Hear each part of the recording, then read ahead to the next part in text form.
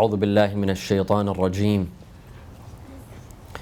بسم الله الرحمن الرحيم. الحمد لله رب العالمين، بارئ الخلائق أجمعين، باعث الأنبياء والمرسلين، ثم الصلاة والسلام على خير خلقه العبد المؤيد والرسول المسدد، حبيب إله العالمين أبي القاسم المصطفى محمد.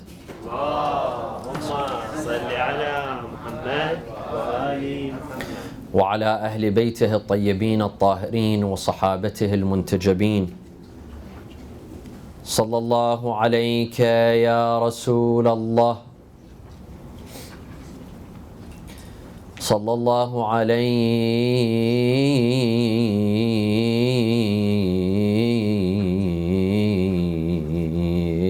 يا سيدي ويا مولاي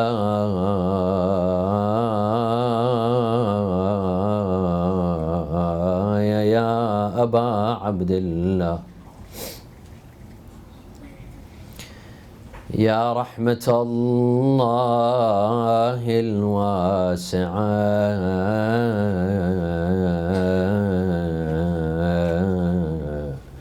ويا باب نجاة الأمة، ويا عبرة كل مؤمن ومؤمنة،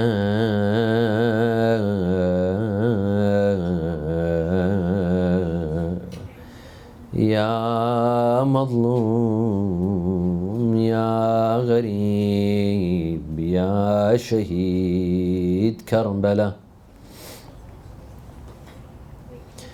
يا ليتنا يا ليتنا كنا معكم سادتي فنفوز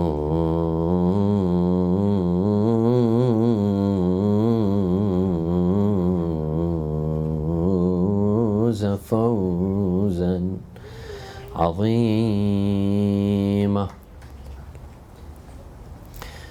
أعوذ بالله من الشيطان الرجيم. بسم الله الرحمن الرحيم.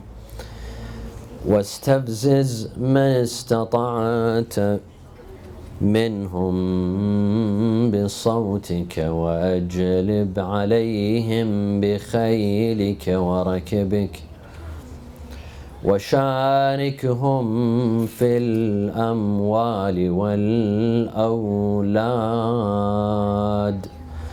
صلوا على محمد وآل محمد. اللهم صل على محمد وآل محمد. A second for the love of Fatima al-Zahra. اللهم صل على محمد وآل محمد. A third salawat for the love of Imam Hussein with your loudest voices. اللهم صل على محمد وآل محمد. When Allah Azza wa Jal created Adam, He ordered all of the angels to prostrate to him and to perform sujood in his direction. All of the angels obeyed Allah Azza wa Jal and performed sujood except Iblis, except Shaitan. قال أنا خير منه خلقتني من نار وخلقته من طين. I am better than him. Who is he for me to prostrate to him? You created me from fire and you created him from dust. So he refused. The punishment for this crime was that Allah subhanahu wa ta'ala kicked Iblis out of paradise forever. He was thrown away from grace, kicked out of grace. In return, after receiving this great punishment, Shaitan made a promise. Since Adam was the reason for his banishment from paradise, He made a promise to try to deceive and manipulate all of Adam's children, all of humankind. قال فبما أغويتني لأقعدن لهم صراطك المستقيم. He says, for you have made me treacherous, I will make sure to stop them from going on the straight path. ثم لآتينهم من بين أيديهم ومن خلفهم وعن أيمانهم وعن شمائلهم.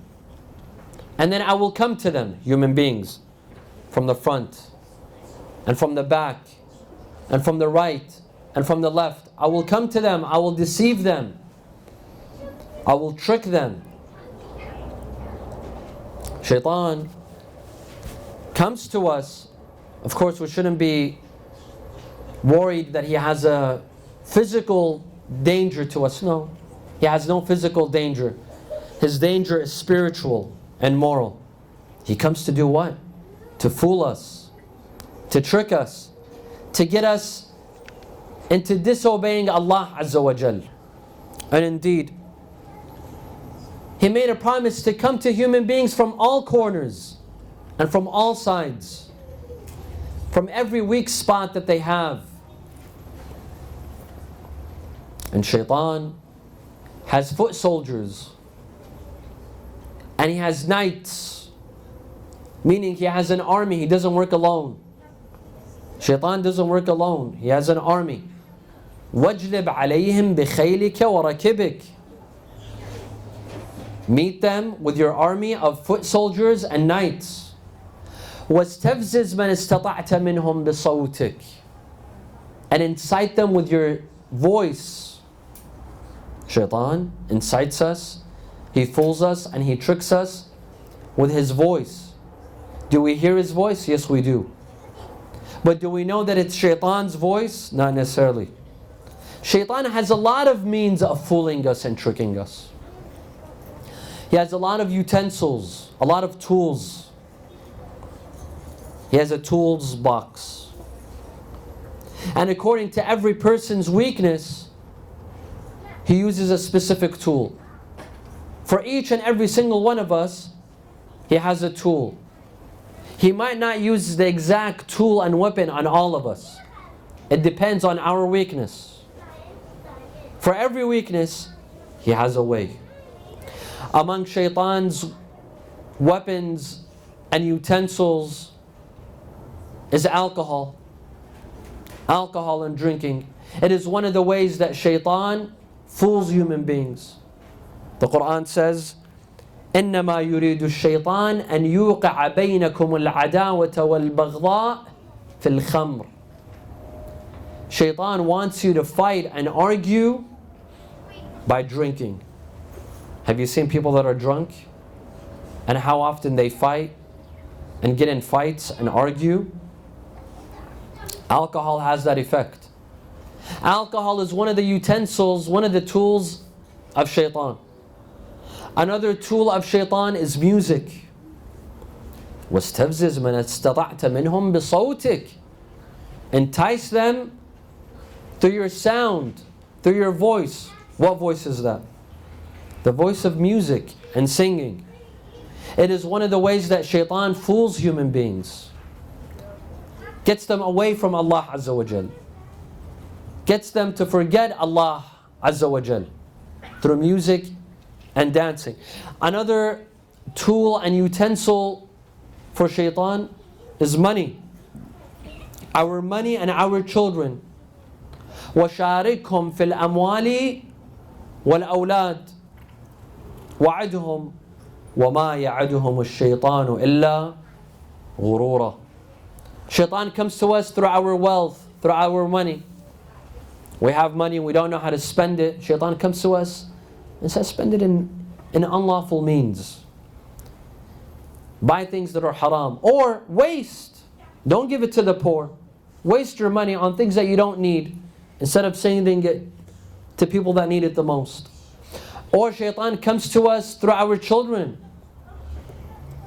Our children are a way for shaitan to fool us. We have a daughter that's 13 years old that's not willing to wear hijab, and we're okay with that. That's one of the ways that shaitan fools us. Or we have children that want to go to a pool party, for example, that's mixed with men and women. Shaitan comes to us through these avenues. Now, there's a lot of means that shaitan has been using for centuries. He's had techniques, tools, and utensils to fool human beings, as he promised. لَأَقْعُدَنَّ لَهُمْ صِرَاطَكَ الْمُسْتَقِيمِ. I will make sure that they will not stick on the right path. This is a promise by shaitan. Now, shaitan also upgrades his techniques. Just like we recently, when the iPhone 7 came out, a lot of us upgraded. For those of us that had, the previous phones, we upgraded to the newer version, as we should. Shaitan also upgrades. He upgrades his techniques and his tools and utensils. If formerly he fooled us through music, today he has new ways. Smartphones, iPhones, these new gadgets. This is one of the ways that shaitan fools us. You can use these utensils in a good way, and you could use them in a bad way. Shaitan comes and tells you use them in a bad way. Social media, Facebook, Twitter, Instagram, Snapchat, all the new media sites that are out there. These are one of the ways that shaitan comes to us, through new means. Even video games. Today, video games for children that have violence, that have profanity. This is one of the ways that shaitan fools us. Sallu ala Muhammad wa ali Muhammad.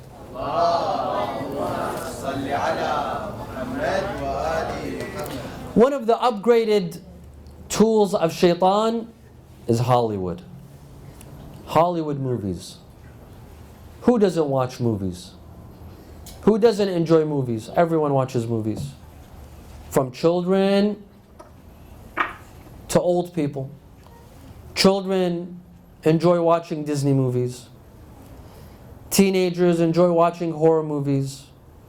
Young ladies enjoy watching chick flicks and romantic comedies. Young men enjoy watching action movies.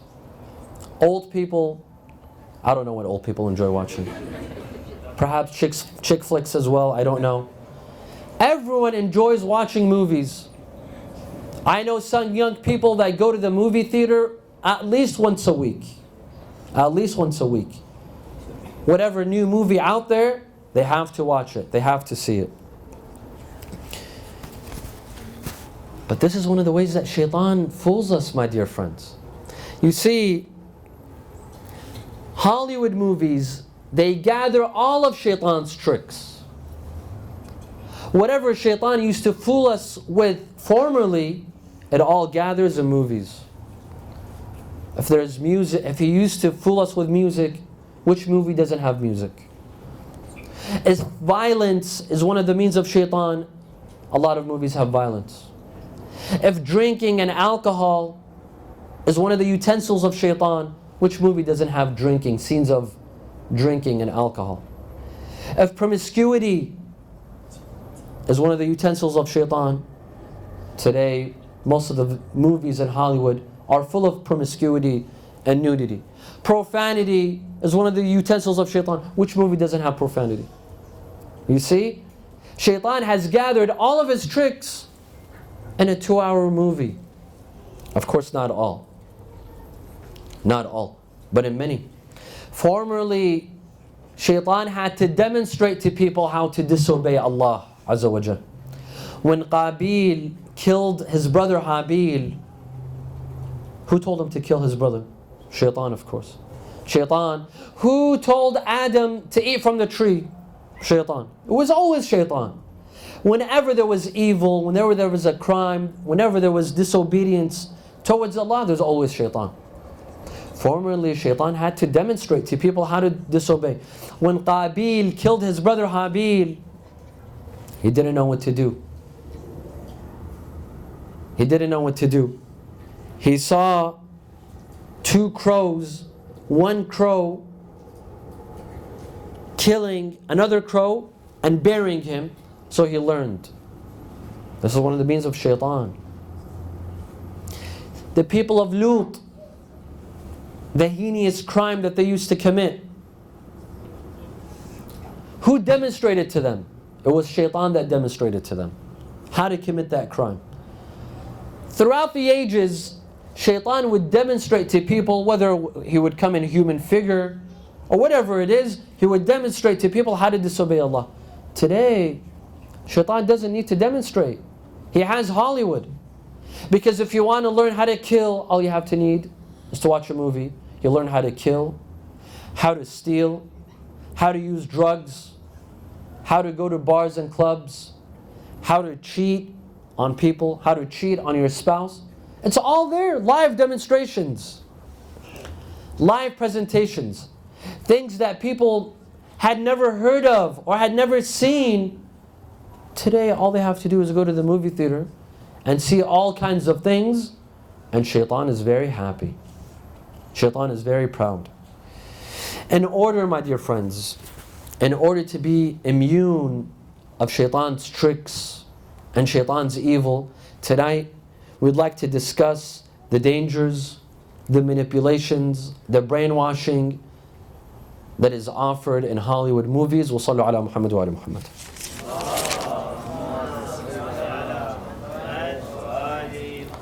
In order to be fair, we can't say that anything that comes out of Hollywood is evil. The movies that come out of Hollywood, they have their pros and they have their cons, and we have to be fair. We have to give credit when credit is due. Sometimes watching a movie is a major source of entertainment. It's a good way to relax after having an entire week of stress, of working endless hours at work, at school, of studying, of exams. Watching a movie, a clean movie, a good movie, is a way to relax. It's a way to be entertained. Movies are also a form of escape. One way of escaping from a boring life, from a stressful life, from getting away, from not having to think of exams, of an annoying co-worker or a very difficult boss, is to watch a movie. It's an escape. One thing about movies is that they stir our emotions. They make us laugh. They make us cry. They bring out emotions in us that we didn't know we had. They stir fear, anxiety, joy, love, all these emotions, hatred. All these emotions are stirred by a movie. These are good things. Some movies, they teach us about cultures, about people, about nations, about countries. These are all pros. These are all advantages. However, when we weigh the advantages and the disadvantages of Hollywood, we see that the cons overweigh the pros. The disadvantages, they overweigh the advantages. Just like alcohol. Just like drinking. People, when the Quran forbade drinking, people were upset. They said, this drinking is a way for us to make a living. We sell alcohol, we make money off of it. So too is gambling. Some people, they benefit from gambling. They make money. They make income. They make profit. The Quran says yes, drinking and gambling have some benefits. But the cons, the disadvantages outweigh the advantages. Thus they are haram. يسألونك عن الخمر والميسر قل فيهما إثم كبير ومنافع للناس وإثمهما أكبر من نفعهما. The bad aspects of drinking and gambling are greater than the good aspects. That is why drinking is forbidden in Islam. That is why gambling is forbidden in Islam. Why? Because you might win once, but you lose 20 times, 30 times. Just because you win once doesn't mean you're going to win every time. You lose 20 times and you win once. The same goes for movies that come out of Hollywood. They have advantages, but the disadvantages, the cons, outweigh the pros and the advantages. They could be very dangerous. Extremely dangerous. Kind of like a snake. Of course, a lot of movies are more dangerous to the younger group, to children and to teenagers. Not so much for the elderly. They could be also dangerous for the elderly, but more for teens and for the youngsters and for young people. Yes, sometimes they go unbiased like snakes. A snake, it looks nice, it has smooth skin, but you don't know when it will bite you. At any moment it will strike. And snakes, they're unbiased. They don't care who's holding them. Is it a child or is it an adult? The poison will go. The poison will have its effect. Same too with movies. It could have an effect on children, it could have an effect on adults, but most likely on children. Now, what are the dangers of Hollywood? What are the things that we need to look after? Let me make something clear. Am I saying that going to the movie theaters is haram? No. This is not what I'm saying. Is it haram to watch a movie from Hollywood? No. This is not what I'm saying. Not necessarily. Not necessarily. But there are certain things we need to be careful. Sometimes it's fine to watch a movie. Watch a movie. But be careful. Don't let it affect you. And in the next couple of moments, we will talk about how some movies affect us unconsciously. When we don't even realize it, they have an effect. And they've been affecting us for decades without us knowing. We need to be aware. If you're aware, that's fine. So I'm not necessarily trying to state that watching a movie is haram. No. Ask your marja. Is it halal? Is it haram? That's another topic.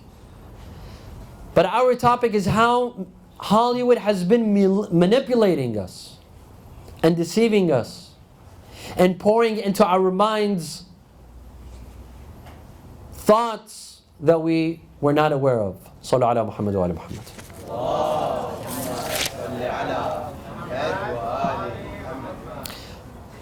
One of the main roles of Hollywood, number one, is desensitization. You see, my dear friends, when something bad happens, the first time that something bad happens, you get shocked. There's a murder in the community. There's an earthquake. There's a bombing. There's a terrorist act. You're shocked. The first time you hear of a terrorist act, you're shocked. You can't sleep. You can't eat. You're worried. You can't stop talking about that act, whatever it was. You can't stop talking about it. However, if it happens again, you're still shocked, but less shocked. If it happens a third time, a fourth time, you're less shocked. The first time that an earthquake occurs, you're extremely shocked. But the second, third, fourth, after 10 times, it's not a big deal any longer. Because if you've witnessed a lot of earthquakes. If you have a visitor that feels an earthquake for the first time, they're shocked, but not you. Because you've become desensitized. Anything that repeatedly occurs, it takes away the shock. You become desensitized. You know, bombings in Iraq are some of the worst bombings in the world. But today, people are no longer shocked.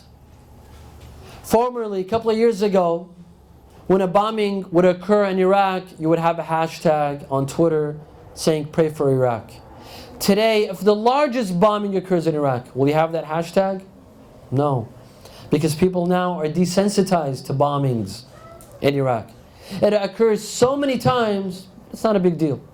But let a bombing occur in Brussels, or in Paris, or in San Bernardino, in Los Angeles, or anywhere else, people are shocked. People go on Twitter and there's hashtags and there's candlelight vigils because it hasn't occurred before. But let it occur again and again and again, people become desensitized. You got the idea? One of the things that Hollywood does to us is that it desensitizes us to certain behaviors, to certain actions, to certain people. When in every movie you see people drinking alcohol, the first time you're shocked. The second time, you're less shocked. The third time you see people drinking on a movie, third, fourth, 10th, 20th, drinking becomes not a big deal. It becomes something normal. Promiscuity. When you see a promiscuous scene for the first time, it's a big deal. You turn your head away. You don't want your kids to see. Second time, third time, 10th, 20th. It's not a big deal any longer. You become desensitized. You know, one of the problems, violence. We've become desensitized to violence. There's so much violence in movies that we become desensitized. We see people being killed, murdered. One of the negative roles of Hollywood is that it distorts the image of love and marriage. In a Hollywood movie, you see two people, an actor and actress, that are extremely in love. They can't live without each other. The man is extremely handsome. He has a good job. He lives in a fancy house. He's very sweet. He's talkative. He enjoys long conversations. He calls every 10 minutes. He sends flowers. He cooks dinner. He doesn't have an annoying mother. He makes surprise visits or surprise vacations. The lady, on the other hand, she's extremely beautiful. She doesn't mind her husband hanging out with his friends and buddies every night. They give you this idealistic image of how a man should be and how a woman should be, this beautiful marriage. And you're looking at this movie and you're thinking, why isn't my marriage this way? Why isn't my husband like this guy on TV? Or why isn't my wife the same way as this actress? What's wrong with my marriage? What's wrong with my husband? What's wrong with my wife? Right? You begin to ask questions. Do you know how many people ended up getting a divorce because of these movie theaters? Because of these actresses and actors? A couple of days ago, I was reading an article in The Economist. It was saying that in Iraq, Iraq that is home to 6 imams, Iraq that is home to the shrine cities, divorce rates are skyrocketing. You know why? Because of Turkish series. Turkish sitcoms and series. Because they give you an image of love and marriage and how a husband should behave with his wife, how romantic he should be, and how a wife should be. They've distorted the image of love and marriage, that people are fed up with their own marriage. They're sick and tired of their own marriage. That's why they're getting a divorce. That's a problem. They're giving you a fake image. Because marriage, there has to be occasionally some fights in a marriage. If you expect the husband to be perfect and the wife to be perfect, there's no such thing. Such marriage does not exist. Once in a while, a married couple fight. Once in a while, they get in an argument. If you see a marriage that is flawless, that means there's something wrong. If the husband and wife never argue, there's something wrong with them. They might be lying to each other. There's something wrong. There has to be a fight once in a while in that marriage. It's normal. The biggest proof that these marriages that we see in Hollywood and on TV and in the movies, it's fake, is the actors themselves and the actresses themselves. How many times do they get married and get divorced? Have you ever seen an actor or an actress, their marriage last more than a year? Or 2 years or 3 years? How many times do they marry and divorce and remarry and divorce and remarry and so on and so forth? The same actors and actresses that gave us an image of love and marriage in the movie theater and on the screen, they themselves cannot have a successful marriage. What does that tell you? Another image that Hollywood gives us is that life should be in pursuit of love. Your main goal in life is to fall in love. If you fell in love, khalas, you can die happy. As if life revolves around love. And they put in us these ideas ever since we're kids. We're children. Look at Disney movies. Disney movies. They teach children from the age of 5, 6, 7 to be in pursuit of love. That should be your goal in life. That should be the major goal in life, is to reach love. Find someone that you love and they love you, and that's it. You've accomplished your goal in life. Is this what life is all about? Love? Finding someone to love, that's great. And someone to love you, that's fantastic. But life is a lot more than that. Life is about achieving, performing, helping people, affecting people's lives. You see the wrong image that Hollywood gives us? Sallu ala Muhammad wa ala Muhammad.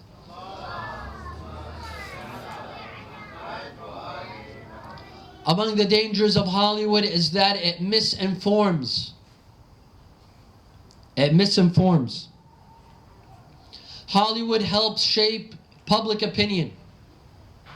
Did you know that a lot of people, their only knowledge of certain countries, certain cultures, certain nations, certain religions is only from Hollywood? Is only from the movies that they've seen? One of the negative effects of Hollywood, and forgive me for saying this, is that it has made us stupid. Instead of reading and researching about people's cultures and religions and nationalities, we are, sufficient in watching a movie. Our knowledge of Italy is from romantic movies when an actor takes his wife to Rome, or to Venice, or to Milan. Our knowledge of France is romantic movies in Paris, and so on and so forth. And that is wrong. What has happened is that we end up depending on Hollywood for our knowledge, for our common knowledge. We don't read. We don't research. What Hollywood offers us is enough. And the Islamophobia that we have today, Hollywood plays a major role in that. How many movies do we have? How many movies have come out of Hollywood that attack Islam? That give a negative image of Islam and Muslims? I remember back in the day, there were a lot of movies by Chuck Norris. Maybe a lot of you young people don't remember. There were lots of movies by Chuck Norris against Muslims that portray Muslims as terrorists. I remember a long time ago a movie by the name of The Siege. I don't know if anyone ever saw it. It was a very popular movie back then, maybe 10, 15 years ago. It portrays Muslims as terrorists. Every once in a while you have a movie that comes out of Hollywood that portrays Muslims as terrorists. They're speaking Arabic. They hijack a plane. They bomb themselves. They bomb people. This is the image that people have of Islam and Muslims. It comes from Hollywood. Hollywood has played a major role in spreading hatred and fear against Islam and Muslims. This is one of the negative roles of Hollywood. Our general knowledge of enemies of the West comes from Hollywood. Russia, North Korea, China. Our knowledge of these countries comes from Hollywood. I have a friend that went to Russia and he enjoyed it. He said it was a fantastic trip. He said it was a beautiful country, very modern. People are very friendly. They're not vicious. They don't want to destroy the world. It's a modern country with modernized people. Everyone's friendly. He told me that I was shocked. I told him, you know why you were shocked? Because Hollywood has given you such a negative image of Russia that you think every Russian out in the world wants to destroy the world. Because our knowledge of Russians usually comes from James Bond movies. Usually there's an evil Russian that wants to destroy the planet using satellite technology that wants to bomb the world. But we don't know what Russia is all about. Nor do we have any knowledge of North Korea, nor of North China, not North China, there's no such thing as North China. China itself, and so on and so forth. But because we've received this knowledge, this misinformation from Hollywood, that it's shaped our public opinion, whether it's of Islam, and that's very unfortunate for us, or for Russia, or for any other culture, or nationality, or religion. Sallu ala Muhammad wa ala Muhammad.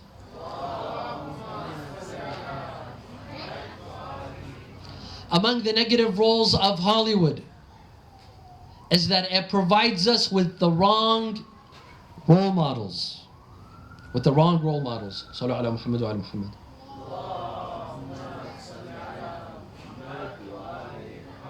You see, my dear friends, we human beings, we are in need of role models. We learn by example. As children, we imitate our older siblings. We imitate our parents. If we stand and we pray in front of our children stand to pray exactly like us. Whatever we do in front of our children, they mimic us. We learn by mimicking, by imitating as children. Younger children learn from the older children. Younger siblings learn from the older siblings. That's why they say that if you want to have good children, work on the first child. If the first child is a good child, all the other children will become good because they'll learn from the older sibling. They'll mimic. But if the older child is a bad child, good luck. Because they'll learn. They mimic. We learn by example. We learn from role models. And as we grow older, things don't change. We still learn by mimicking and imitating, but the people change. Instead of imitating our older siblings, we start imitating whom? Actors, actresses. These role models that are provided to us by Hollywood. Hollywood gives us people that we'd like to live according to their standards. We want to live like actors and actresses. They shape, what the style. What's the current style? Hairstyle, fashion. We take it from actors and actresses. People want to do their hair just like actors and actresses. They wear what actors and actresses wear, and so on and so forth. They have become our role models and our examples. Even their homes, even their furniture, even their cars. I remember back in the day, I don't know if this show still exists today, there was a show on MTV called MTV Cribs. They show you the homes of athletes, actors, actresses, their indoor pools, their cars, their furniture. And these kind of shows, they make you want to live the lifestyle of actors and actresses. Today, If you go on social media, you will see that actors and actresses have more followers than religious leaders. Certain actors and actresses have more followers on Facebook and Twitter than religious institutions, than academic institutions. Now, I wish that these actors and actresses, they were happy, or they lived good lives, or they lived successful lives, religious lives, but they're not. Look at their lives. A lot of them are alcoholics. Some of them do drugs. Some of them went to jail because of doing drugs. Some of them went to jail because they were caught driving under the influence of alcohol. Some of them resorted to violence, to murder. Some of them resorted to suicide. Didn't some actors commit suicide, like Robin Williams? A person who brought smiles to the face of millions of people, you would assume that he himself is happy, yet he committed suicide. Go home tonight and Google celebrities that committed suicide, and you'll be amazed of the list of celebrities that you will find that committed suicide. Are these role models? People that we should live according to their standards? I should live according to their lifestyle and do everything that they do? Unfortunately, we follow up with their news more than we follow up with the news of Islamic countries. What's happening in our countries? What's happening in Iraq or Syria or Yemen or any of these countries? We don't know. But tell me, what is this actor doing right now? I'll tell you what he's eating, because he's tweeting about it, or he's posting it on Instagram. Where is he right now? Or how are they spending their vacations? We know all of their details because we follow them. They have become our role models in life, and that's very dangerous. Our youth, they need better role models. They need role models that are religious, that are law-abiding, that are God-fearing, that are successful, that are happy, that would never think of committing suicide. Not such role models. Sallu ala Muhammad wa ala Muhammad.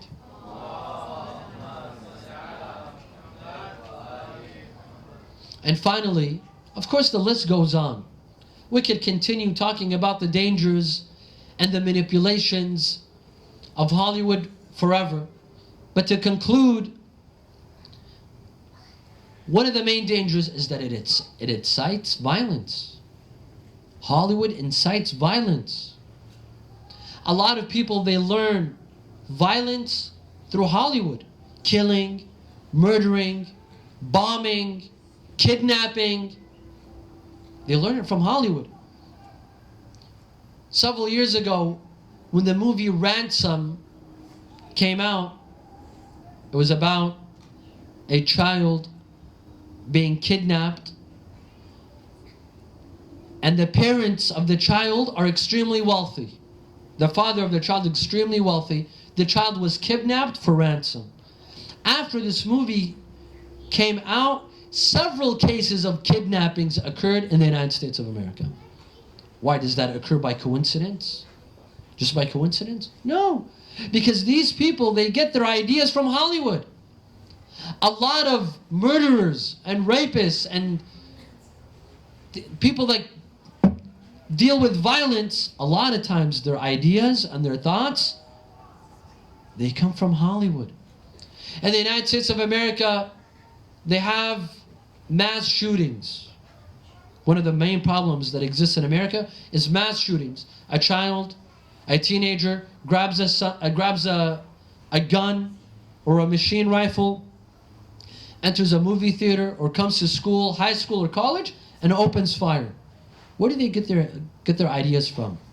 They say, let's ban guns and let's have more control on guns.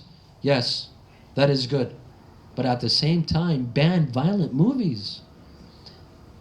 Ban the movies that are violent, that show bloodshed, that show murder. These all have an effect. And it's not just the movies, even the video games. Kids, 7 or 8 or 9 years old are playing the most violent games out there. What are we teaching our children? And then when an atrocity occurs at school, when tens of kids are killed, we wonder why. Why is this happening in our country? Why are so many kids dying? Well, look at your culture. Look at your movies. Look at what Hollywood is offering. Sallu ala Muhammad wa ali Muhammad.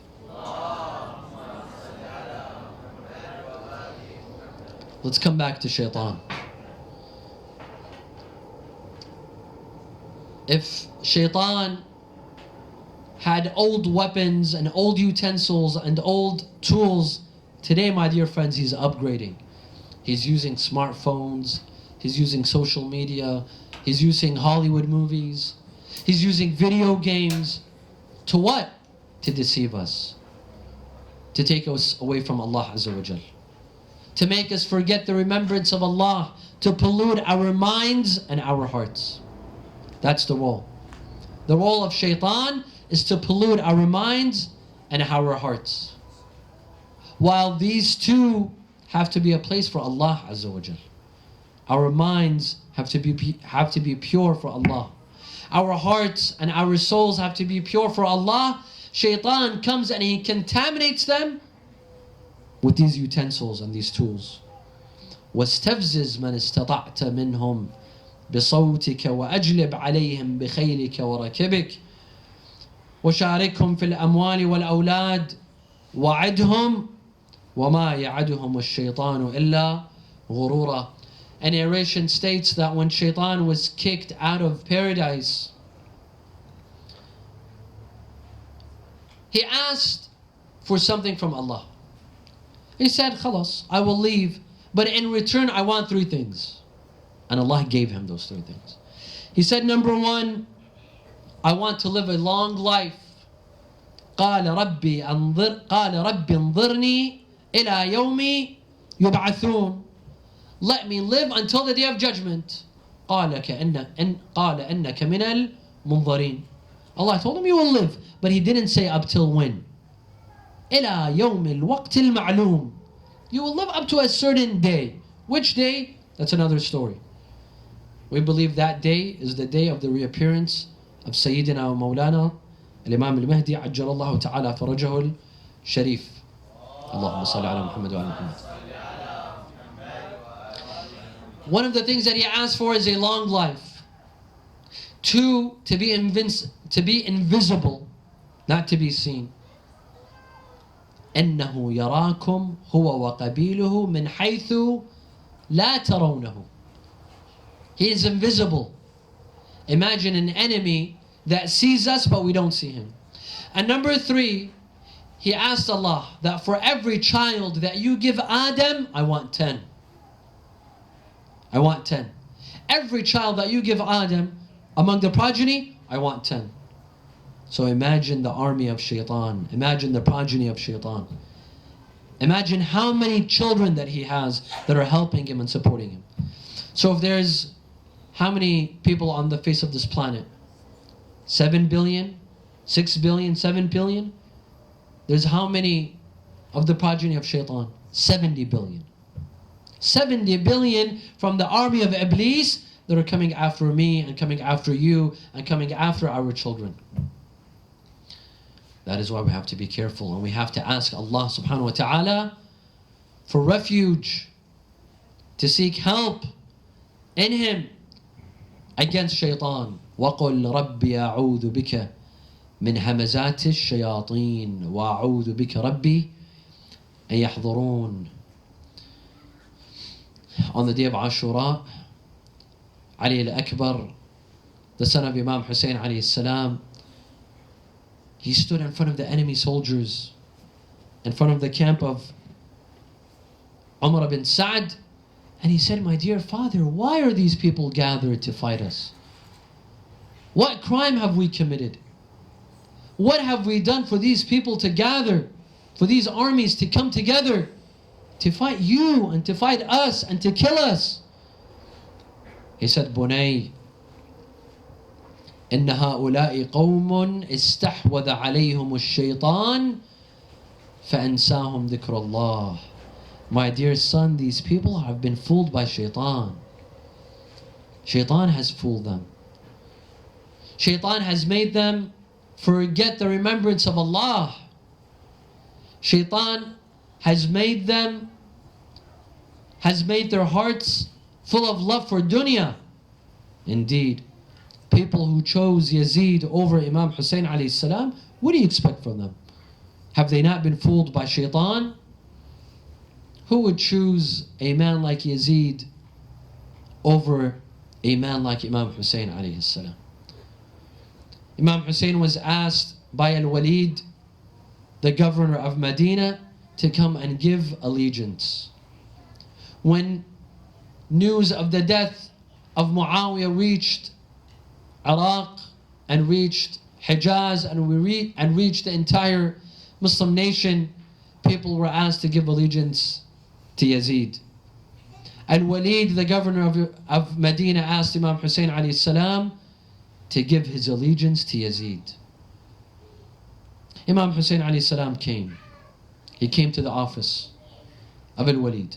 And he brought his family members, Abu al-Fadl al-Abbas, Ali al-Akbar, al-Qasim, and his close family members. He told them, wait outside. If you hear me shouting, know that perhaps they're about to kill me. Come inside to fight. Al-Walid informs Imam Hussein alayhi salam that Muawiyah has died and that the Khalifa has become Yazid and he must give his allegiance. Imam Hussein alayhi salam, he gives his famous words. He says, إِنَّا أَهْلُ بَيْتُ النُّبُوَّةِ وَمَوْضِعَ الرَّسَالَةِ بِنَا فَتَحَ اللَّهُ وَبِنَا يَخْتِمُ. We are the household of the Rasul. We are the household of the Prophet. With us Allah began and with us Allah will end. وَيَزِيد رَجُلٌ فَاسِقٌ فَاجِرٌ شَارِبٌ لِلْخُمُورِ وَمِثْلِي لَا يُبَايِعُ مِثْلَهُ. As for Yazid is a man of alcoholism, a promiscuous man, a man of all kinds of sins, and a man like me will not give his allegiance to a man like Yazid. Marwan ibn al-Hakam told Al-Walid that force him to give his allegiance now or kill him. Imam Hussein begins to shout in the face of Marwan. His family members thought that Imam Hussein is facing danger. They barge into the office of Al-Walid. Imam Hussein alayhi salam asked Al-Walid to give him that night, to give him time and not give allegiance. He told him, if you want my allegiance, you want my allegiance in public, not in private. So wait till tomorrow and let us see what will happen. Imam Hussein left, and on that night he decided to leave Medina, headed towards Mecca to perform Hajj, and then to come to Kufa and to come to Iraq. On that night he bid farewell to his grandfather Rasulullah sallallahu alaihi wasallam. It was his last night in Medina. He came to his grandfather's shrine. He sat close to the grave of Rasulullah and he wept and he cried and he complained to his grandfather Rasulullah that, Ya Rasulullah, look at your nation. What have they done to me? What have they done to your grandson? What have they done to your family? They have oppressed us and they have brought a man like Yazid to power. Imam Hussein fell asleep on the grave of Rasulullah. He saw Rasulullah in his dream. Rasulullah came to him with an army of angels. Angels in front of him, angels to his sides, angels behind him. And he told him, Habibi ya Hussein, Inna jaddaka wa abak wa ummuka wa akhak qad ishtaqu ilayk fal'ajal. Your grandfather and your father and your mother and your brother are missing you. So come to us, my beloved Hussein. وَإِنَّ لَكَ دَرَجَةً في الجنة لا تنالها إلا بالشهادة. And you have a special position in paradise that you will not reach except through martyrdom. Except through martyrdom. Imam Hussein alayhi salam woke up. There's verses of poetry in Arabic that summarize to us what Imam Hussein alayhi salam told his grandfather, and when his grandfather told his grandson,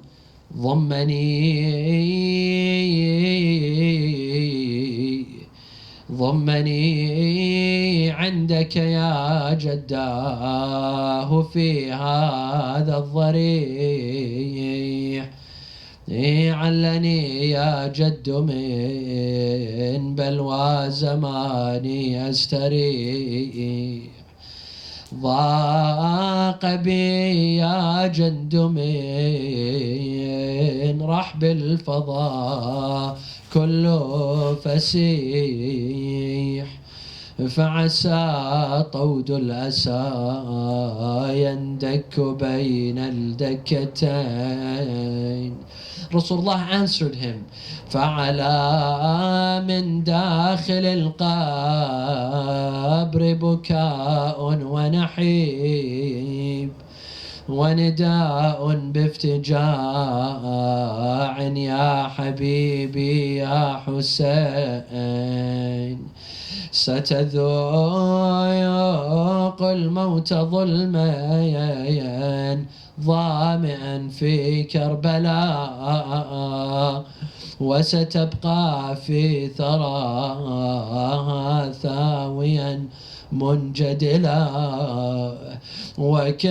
وكأني بلئيم الأصل شمرا قد علا صدرك الطاهر يحز الودجين.